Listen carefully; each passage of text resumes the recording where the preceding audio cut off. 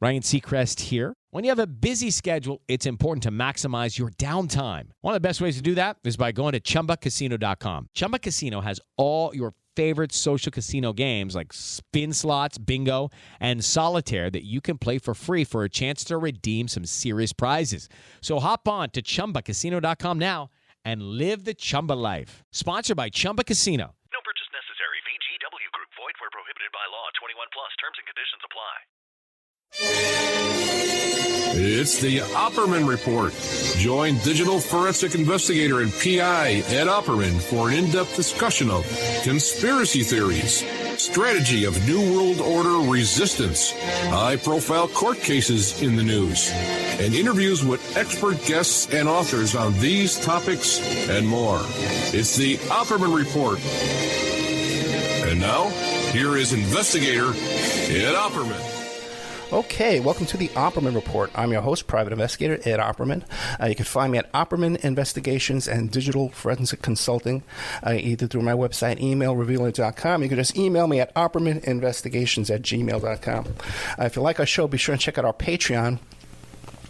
All the content that you hear Monday to Friday, AM/FM radio, we put up on the Patreon with ad-free. We cut out all the ads. And, of course, our archives, we got about 1,700 hours of content on Spreaker.com. You go to Spreaker, look up Opperman Report. It's free to sign up. You get an email notification anytime I put up new content. There's a chat room. And I do a live show there every Friday night exclusively just to the Spreaker audience. And our guest today, former LAPD intelligence officer Mike Rothmiller. We've done about 5 shows with him previously about Chappaquiddick, about his different books, and he got a new book out right now. It's one of the most popular topics we've ever covered on the show, too, is the murder of Marilyn Monroe.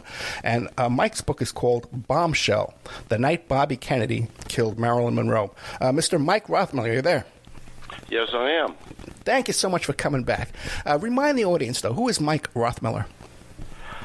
Well, I was with LAPD for 10 years, and during that time, I worked patrol. I was a patrol training officer. Then I became a sergeant. I was a patrol supervisor, watch commander.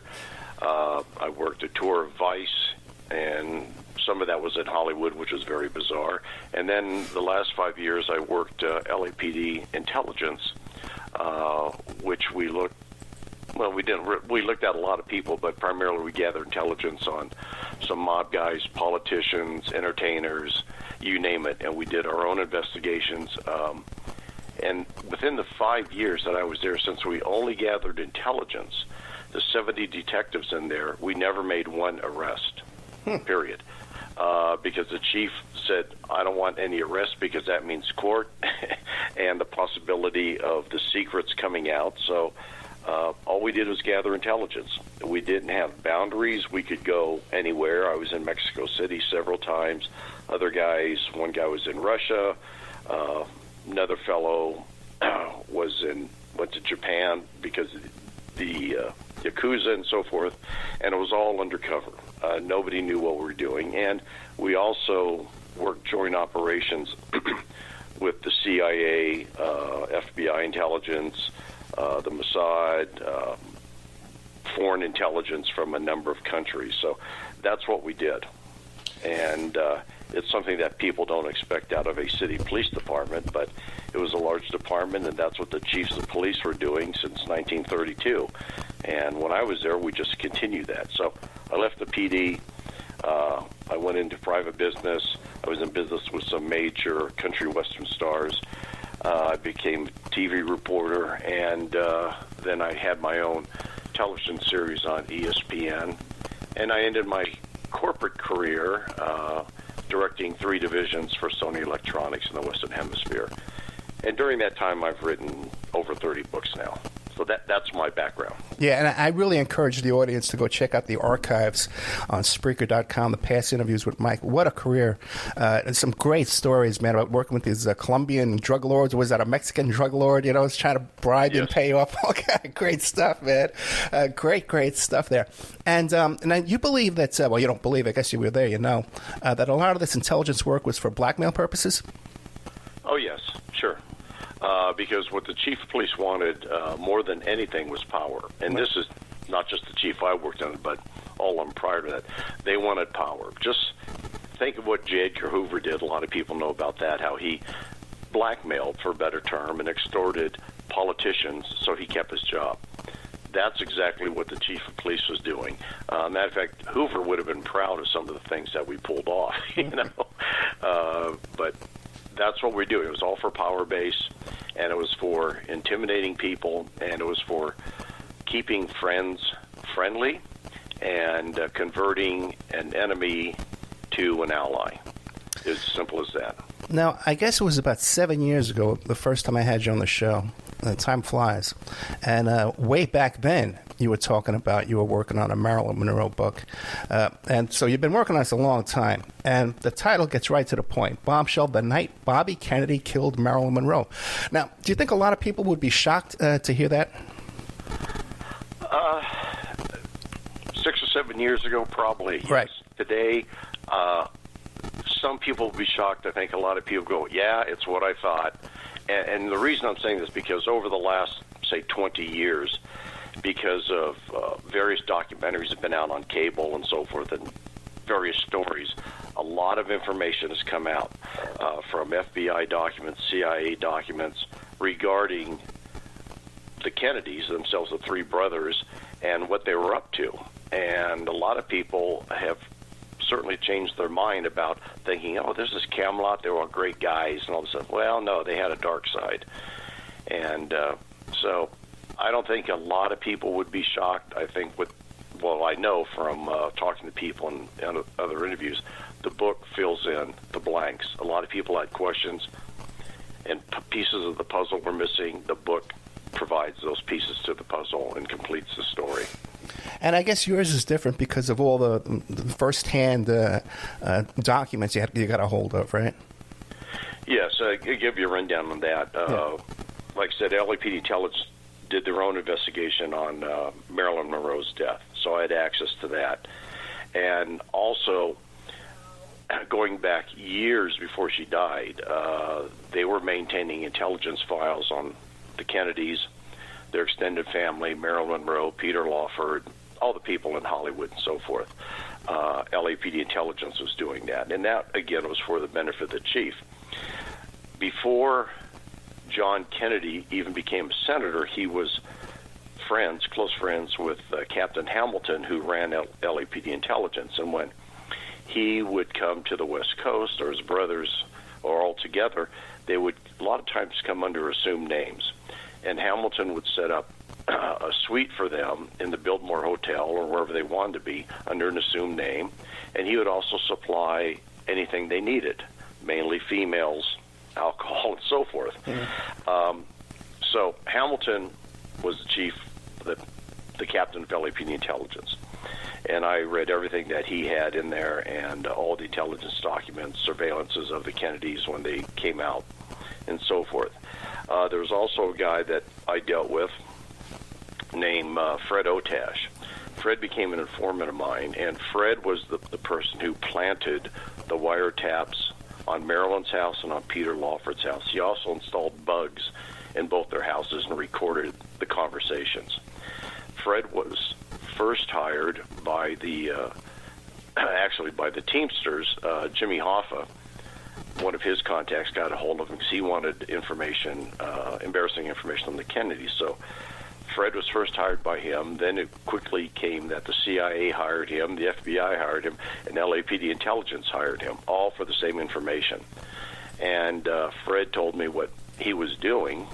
It was interesting that he gave very little information to the Teamsters, to Hoffa, because he said Hoffa was a hothead and he didn't trust him. And then he said he parsed out information, gave a little to the FBI, a little bit more to the CIA, but then he told me, I gave all my information to LAPD Intelligence. I didn't quite believe him on that, but that's what he said, and I asked why, and he said, well, because you guys are the hometown muscle. You could take me out of business real fast if you wanted to, where the other ones couldn't, or he didn't think they could. So you have that, and then within the massive files of OCID, which I discussed, I found a copy when I was going through the files of Marilyn Monroe's diary that was supposedly lost. I always thought it was lost. That's what I always heard, until I came across it within LAPD intelligence files. So what I did, I started reading it, and I took notes right at the time of passages, contemporary notes. I'd read it and I'd write it down. And I only recorded items that I knew what she was talking about. For instance, she said like Robert or John or Kennedy, the president, so forth. Peter, meaning Peter Lawford, and some other people. I took those notes down. When she discussed or made a mention of something I didn't understand, I didn't write it down because it meant nothing to me. So, fortunately, I kept up those notes all these years. Then, in the spring of '82, as an intelligence guy, we had openings to go into a lot of different places people normally couldn't. One was Hugh Hefner's house, the Playboy Mansion. We could get in there anytime we wanted. And so I took my wife and a friend and his girlfriend on a weekend to the Playboy Mansion because they wanted to see it, as most people would want to see it. So as we were going through it, the guy who was head of security had them, and I was just tailing along because I'd been there many times. And then I heard a TV in a small ante-room that we stopped by, and I heard it playing. That was kind of odd because it was early in the morning on a weekend morning, and I walk over and I look in, and I see this man sitting there, long hair down to over his ears, maybe down close to his shoulders, and he's watching TV, and he turns and looks at me, and I'm staring at him. I think, God, he looks familiar, but I couldn't place him. Then it clicked. It was Peter Lawford, but he looks horrible. He looked horrible then, very wrinkled, very decrepit, and so forth. And he just looks back at the TV, so I spoke to him for a minute, and he was just either on drugs, alcohol, or combination. He was just loaded. And so I took my card, my business card said LAPD Intelligence, shoved it in the shirt pocket, hoping that he would find it someday and maybe call me. I didn't have a lot of hope for that. But anyway, I brought my wife in quickly, and the friend said, hey, this is Mr. Lawford. He just looked, nodded his head, and went back to TV. So anyway, about several days later, I'm in the office. There's a message that a Mr. Lawford called, and I went to a payphone, and because you got to remember, we didn't have cell phones at the time. So I went to a payphone, and I called him. And he kept asking me during the call, I said, who are you? How did I get your card? He didn't remember anything at the Playboy Mansion. And then it was curious because he said, are you CIA? And I didn't mention anything regarding intelligence or anything to this point. I said, no, I'm not. I'm LAPD. He says, okay. And he talks a little bit more, quizzing me. And he says, are you sure you're not the CIA? I said, no, I'm not the CIA. So anyway, he wanted to know why I would like to speak to him. I said, well, there are just some old questions about old Hollywood I'd like to have cleared up, and I think you can do it. I never mentioned Marilyn or the Kennedys or anything at that stage. So he thought for me, he said, okay.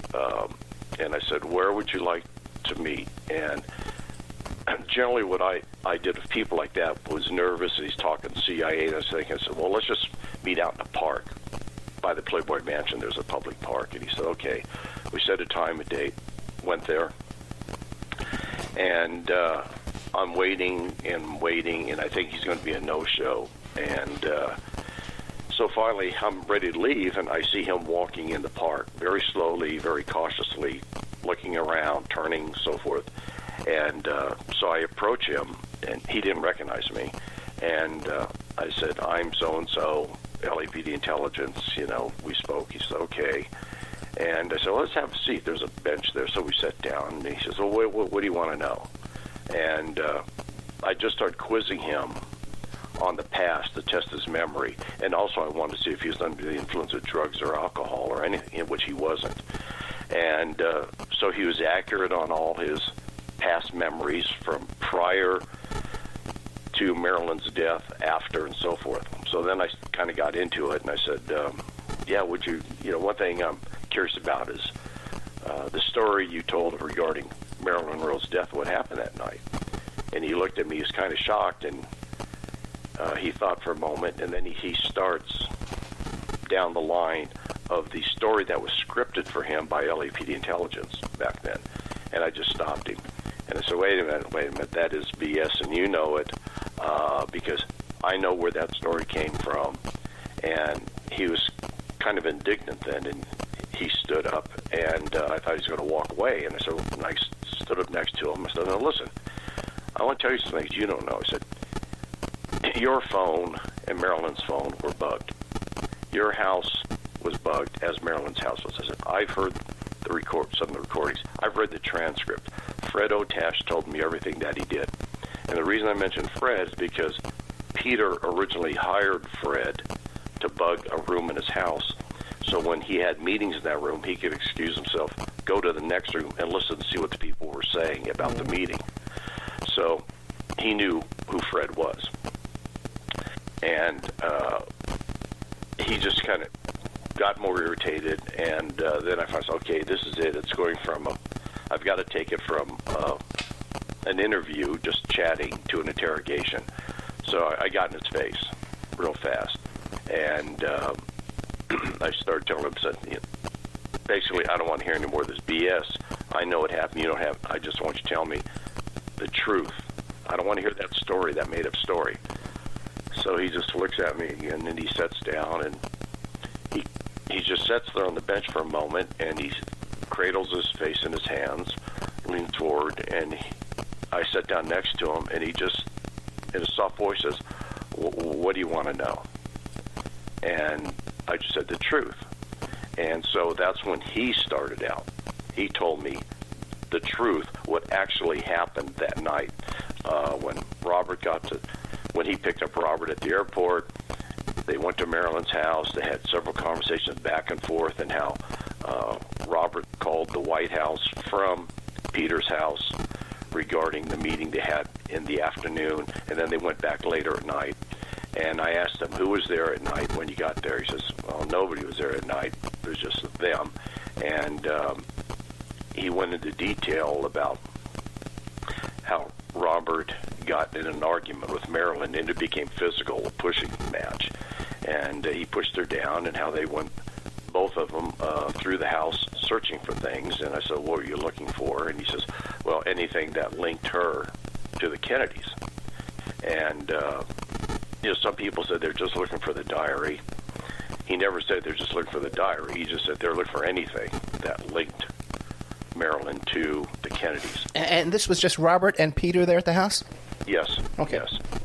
And so as they're going in, after a while, this is really heated, and they're screaming at each other. So Peter was trying to keep everybody calm, at least get their voices down, because he said Bobby was getting violent with Marilyn. And so he takes her into the living room. He sets her on the sofa, and they're talking. He's trying to calm her down. And he says, Robert was just gone.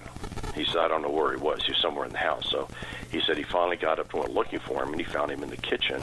And he had a glass, looked like just water. It's a clear glass. The water, he assumed was water, was clear, but he had a spoon in it, and he's mixing it. Now, I asked him, said, well, why do you mix a glass of water? He says, well, I thought he put something in it. He put something in it, which made sense. And I said, was there any color in the water? No, it's clear, blah, blah, blah. So I said, then what'd you do? He says, well, then Robert took a glass out to Marilyn, and he followed. She was in the living room, and he gave her the glass. Says, here, drink this, you'll feel better, and help calm you down, so forth. And Marilyn didn't want it, and then he said he coaxed her too, said, go ahead, it'll calm you down. And he thought it was just a sedative. Well, could have been, but a very strong sedative of some type, or something else. And so she took a sip. She complained of the taste, but they coaxed her, drink it down, so she finally did. Robert takes the glass back, takes it back to the kitchen, puts it in the kitchen. So Peter says, I'm still there with her, and they talk to her. Then they start going through the house searching again. And he doesn't remember the length of time, but he said they were searching the bedroom again, and some other, he said he saw Robert put some things in his pocket that he found. I said, what did he find? He says, I don't know, but he put something in his pockets. And he says when they went back out in the living room, Marilyn looked completely out of it. Then, head's laying back, so forth, and she's seated on the sofa, and he looks at her, and he says, boy, she looks like she's really out of it. Well, what happened? So he said he finally walks up to her, and he touches her, and he looks at her face. She's waxing at that stage. And he was really concerned. He thought, I said, did you think she was dead? He said, probably, Hey, it's Ryan Seacrest. Life comes at you fast, which is why it's important to find some time to relax. A little you time. Enter Chumba Casino. With no download required, you can jump on anytime, anywhere for the chance to redeem some serious prizes. So treat yourself with Chumba Casino and play over 100 online casino-style games, all for free. Go to ChumbaCasino.com to collect your free welcome bonus. Sponsored by Chumba Casino. No purchase necessary. VGW Group. Void where prohibited by law. 21 plus. Terms and conditions apply. She could have been. So about the same time, he said,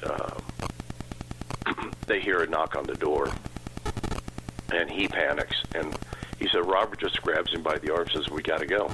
And so they walk to the door, and he said he was positive it was the police because of the screaming that went on. He said he opens the door. There's two men standing there in plain clothes, and he says, we just walk right past them. They don't say a word. Robert doesn't say a word. Robert just says, we got to go to the airport. You got to take me to the airport. And they walk out, and Peter says, well, who are those guys? He wouldn't answer. He says, then I saw the two guys walk in, close the door, and they took off. And so quizzing him, I said, well, have you ever seen those men before? And or do you know their names or anything like that? And he says, well, no, the one guy I never saw. He says, the other guy, he looks real familiar. And so I start dropping some names on him. He says, no. And I said, well, do you think he was a cop? And he says, I think he was. I've seen him before in the past with Bobby and Robert.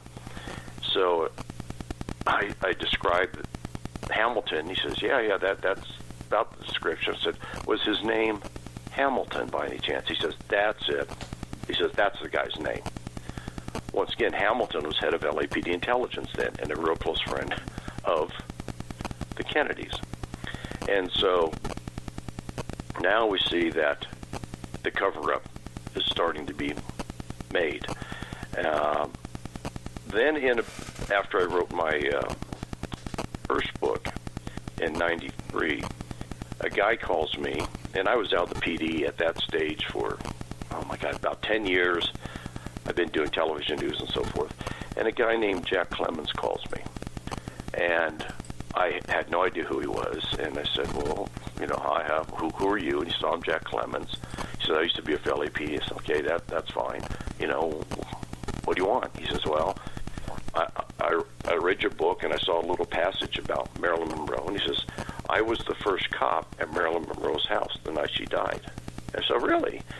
He says, yes. So he relays the story to me, how he got there, how he got the call, what he saw, the cover-up starting. And I said, okay, well, let's get together. So over the next maybe 2 or 3 years, I'm thinking, we had dozens of phone calls. He'd call me, and we got together for lunch quite a few times, and he related his story to me that he never told anybody else. He said, yeah, I've been interviewed in the past about this, and this is what I said. But he says, this is the information I've never disclosed to anybody. And so he disclosed that information to me. And what it did, it just absolutely sealed the conspiracy because it involved Hamilton coming to him, the captain of LAPD intelligence, and ordering him to sign some documents that he didn't write and so forth. Photographs that were doctored of her in bed, and you may have seen them, or some of your listeners may have seen them, where there's one photo of Marilyn lying dead in bed, and she's holding the telephone receiver in her hand. There's another photo, shows her lying in bed, but she's not holding the telephone. And so it was staged, and so he got into all the other issues, the people that were there when he arrived, how it was being staged, how they were lying to him, and so forth, and how the PD was lying to him. And finally, when he would not go along with the story that was being put out by LAPD, they got rid of him. They set him up and got rid of him. The PD did. So. Wait, who's that? Hamilton? Yes. Okay. No, not Hamilton. No. Oh, Got rid of Jack Clements. Gotcha. Later on, Hamilton became, not long after this, he became the first chief of security for the NFL. And how did that happen? And I've got all the documents on it discussed in the book, how RFK called the head of the NFL commissioner, said, you need a head of security to keep the DOJ out of investigating the National Football League. And he says, oh, we do? And he says, yeah, and here's the guy you need is Hamilton, James Hamilton. So they hired him immediately to be the head of NFL security. So he was rewarded. The other fellow who was with Hamilton that night, he retired shortly after that, and he bought a huge ranch, which, he never had any money, but he bought a huge ranch right afterwards. And you start looking at some of the other people that were close. They were all rewarded.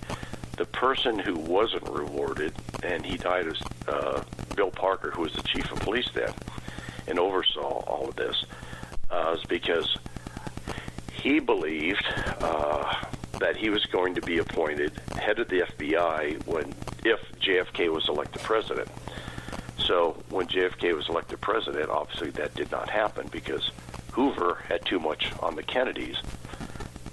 He had more on the Kennedys than Parker did. So Parker was disappointed, and then eventually he died a few years later. But the book covers the entire build-up to it, what happened involving the mob, involving Frank Sinatra and everybody else with her, and then what happened that night, how the cover-up was conducted with not only with LAPD, but with the coroner's office, the people involved, their involvement, what they did.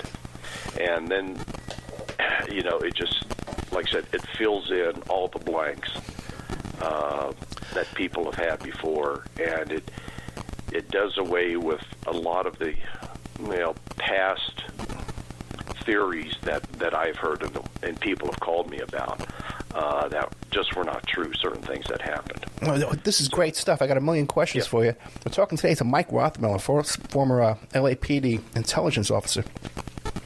The book is Bombshell, The Night Bobby Kennedy Killed Marilyn Monroe. Now, Mike, you hear so often the story is that she died from suppositories.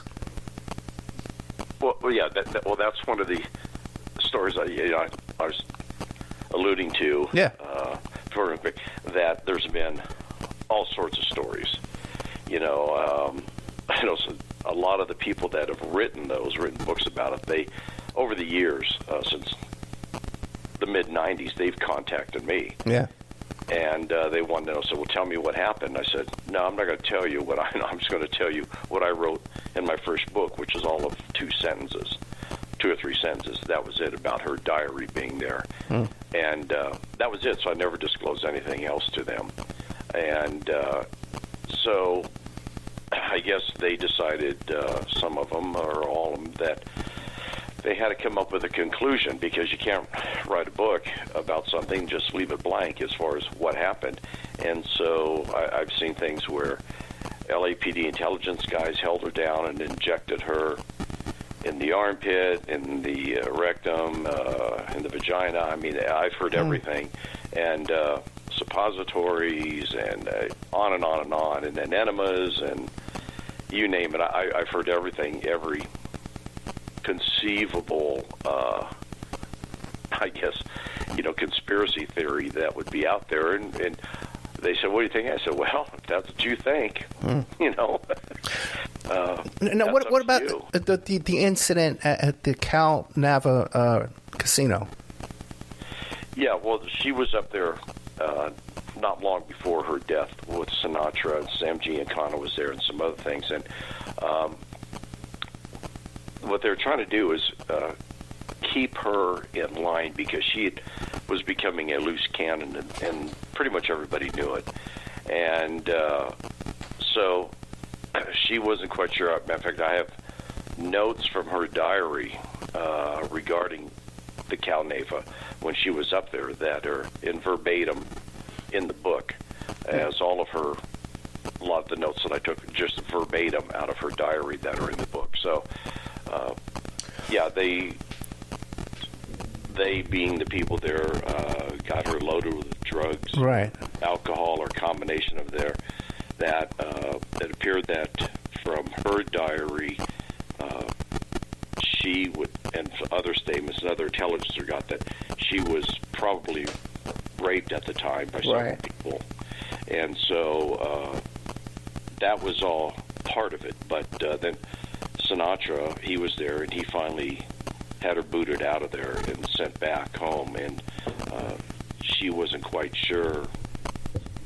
Even from her diary, she wasn't quite sure what was going on, and so that just tells us she was loaded in some fashion. So wait, did the diary confirm there was a rape or not? No, she questioned herself. Okay. She didn't know. It was just the way the statement was written in her diary. She wasn't sure exactly what happened, but she thought she had sex, but she just wasn't sure from her memory. Gotcha. So now she was loaded. Yeah. You mentioned Frank Sinatra, right? Mm-hmm. How does he play into this? Well, he was real tight with, as you know, a lot of the mob guys. He was close to her. He owned, some say the controlling interest, others say not, of the Calneva Lodge, which was probably owned by, was actually controlled by Sam Giancana, because Sinatra would have done what he wanted.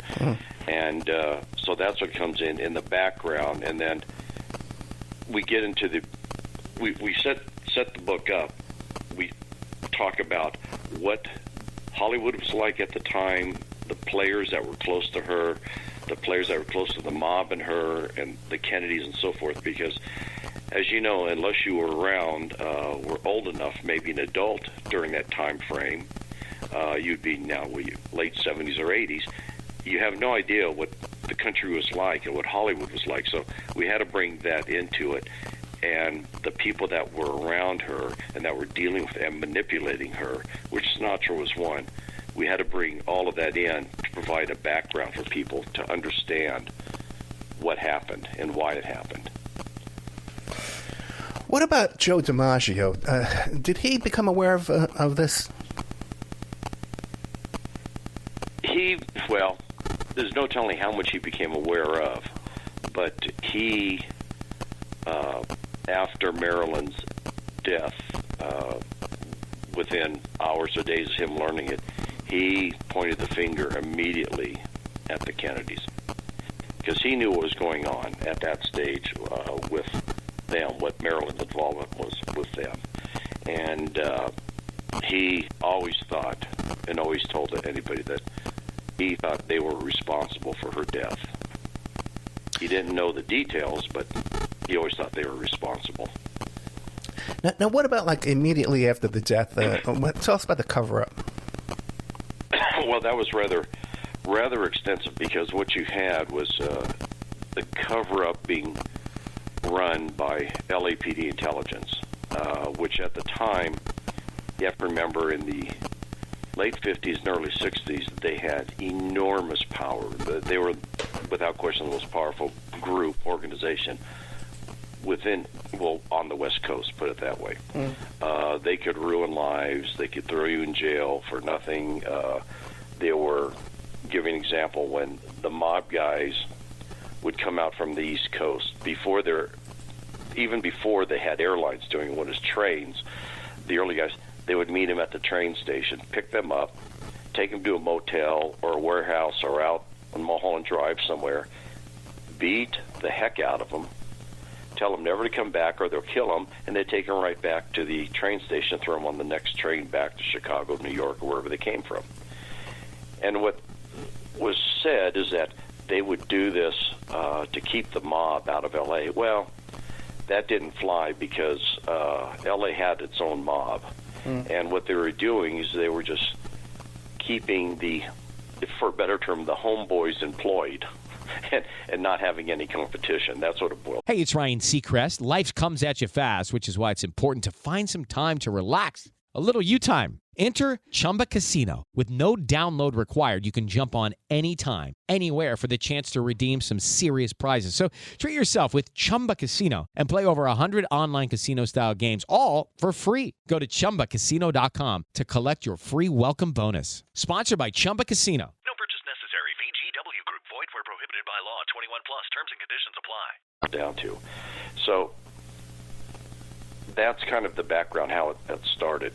LAPD intelligence had, like I said, they would always gather intelligence on anybody within power. So they had loads of intelligence on the mayor, the city council, judges, so forth, and on the coroner of LA County, because the coroner handled all the autopsies for LA City. And if they needed an autopsy to come out in a certain way, they leaned on the coroner. And the coroner at the time, Kufi, he had issues. He had a lot of issues that LAPD intelligence knew about, but the public really didn't. So he was amenable to do as they asked.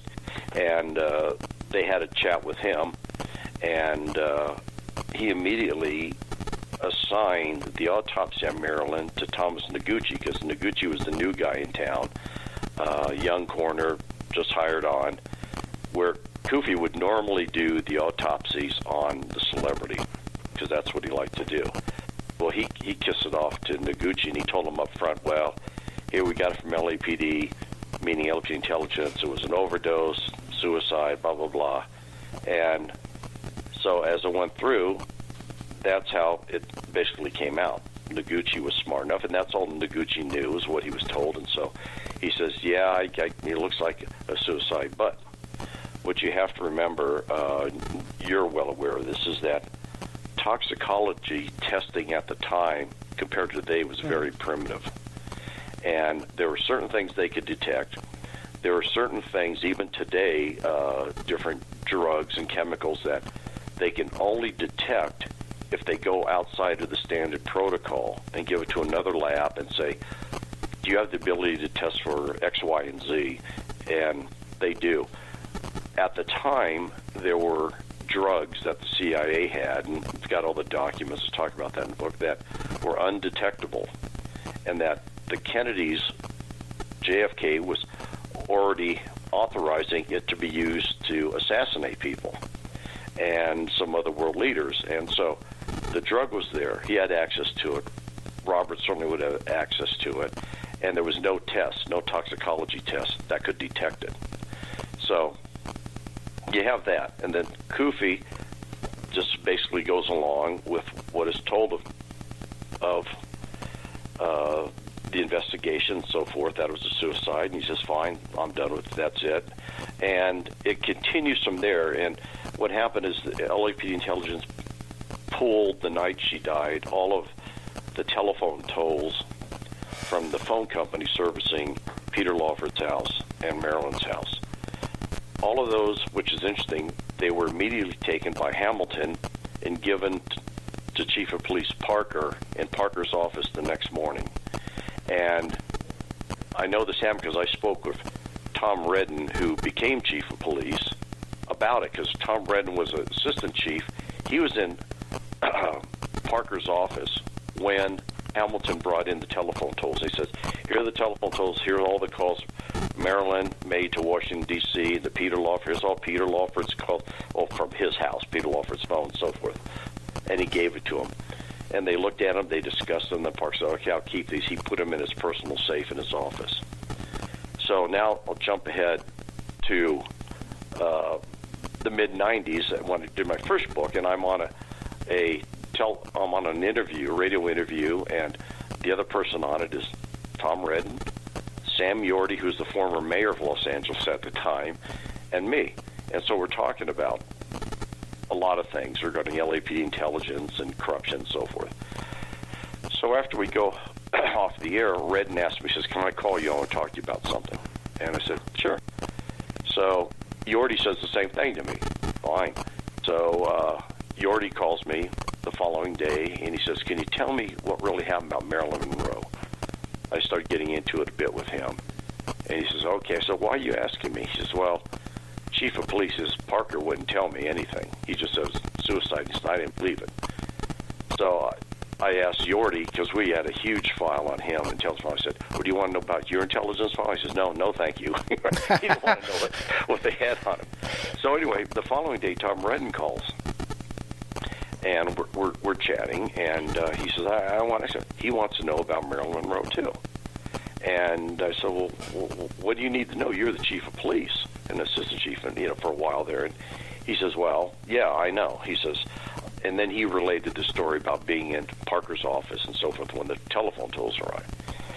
So he says, the day I became chief, he says, I don't remember if it was my first or my second call, but it was to OCID, the Organized Crime Intelligence Division. That's where I worked. And he said, the guy answers the phone. He says, a lieutenant, I don't remember his name. And he says, I asked him, I said, hey, do you guys have files on Marilyn Monroe, the Kennedys, Peter Lawford, and so forth?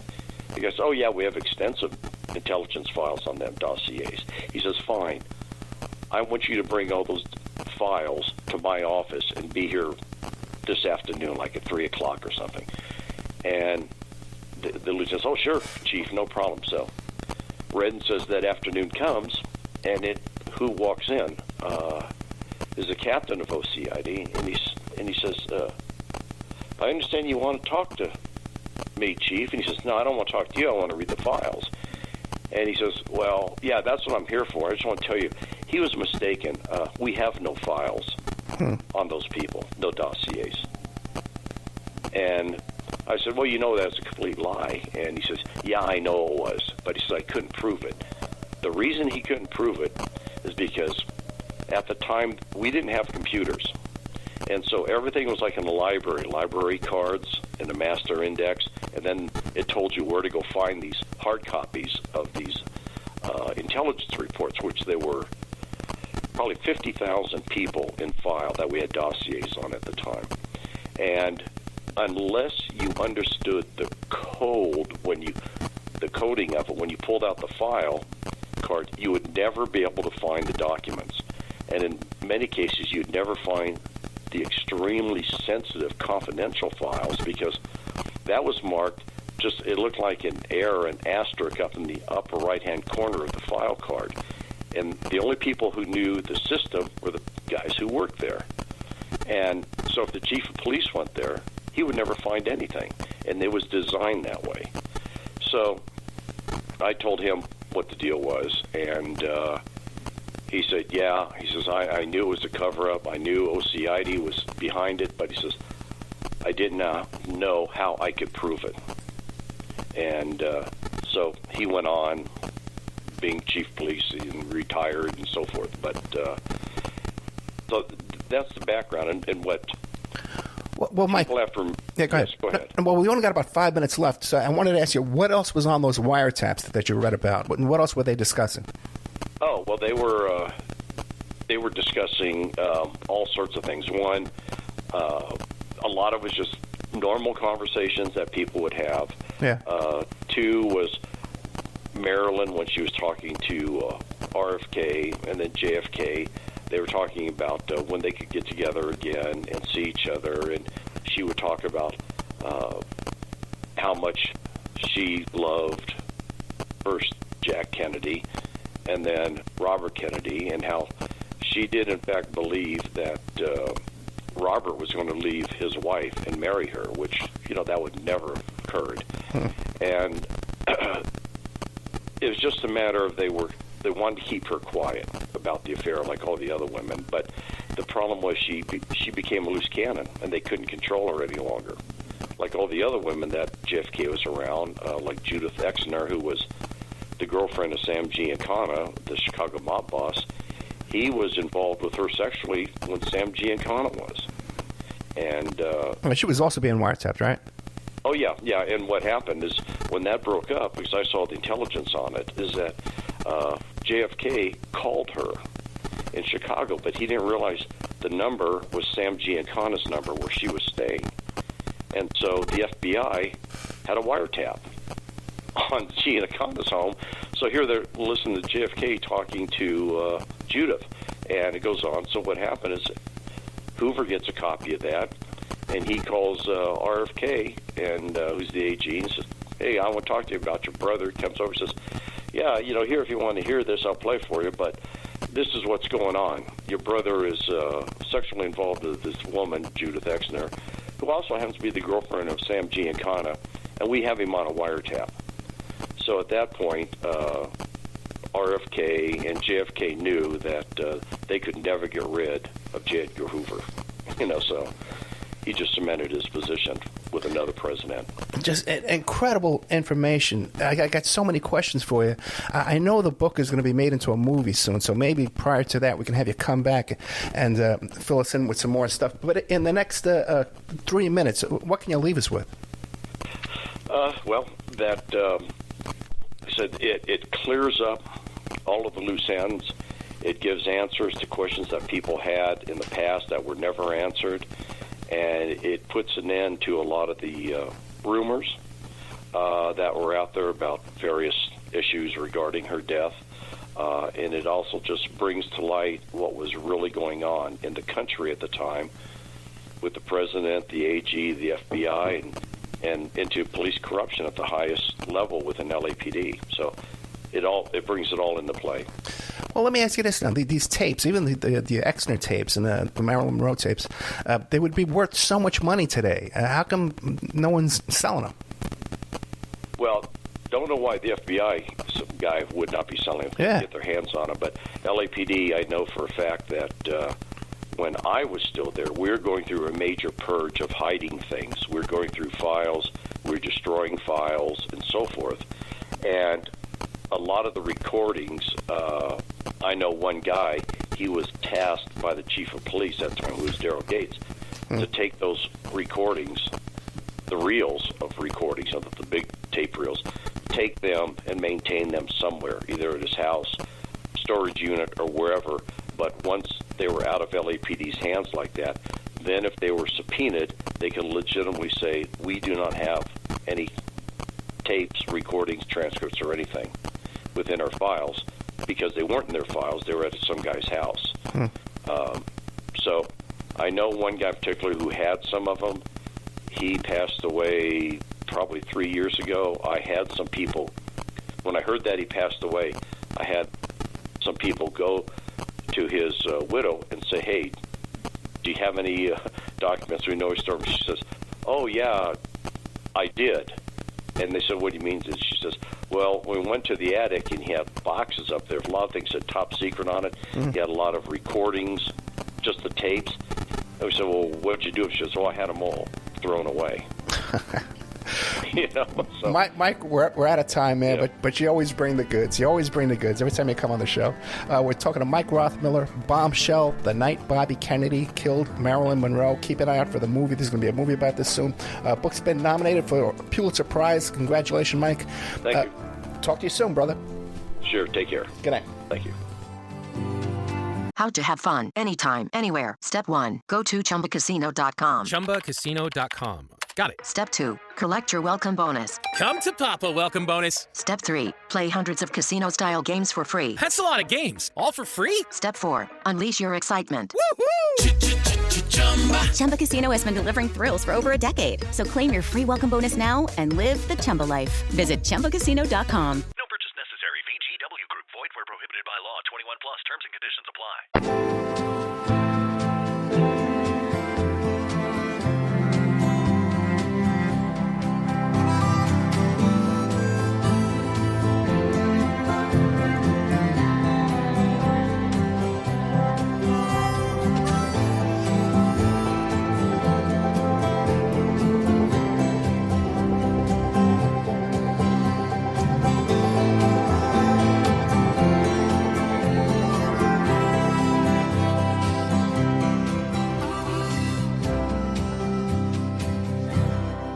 Step into the world of power, loyalty, and luck. I'm gonna make him an offer he can't refuse. With family, cannolis, and spins mean everything. Now, you wanna get mixed up in the family business. Introducing The Godfather at ChumbaCasino.com. Test your luck in the shadowy world of The Godfather slot. Someday, I will call upon you to do a service for me. Play The Godfather now at ChumbaCasino.com. Welcome to the family. No purchase necessary. VGW Group. Void where prohibited by law. 21 plus. Terms and conditions apply.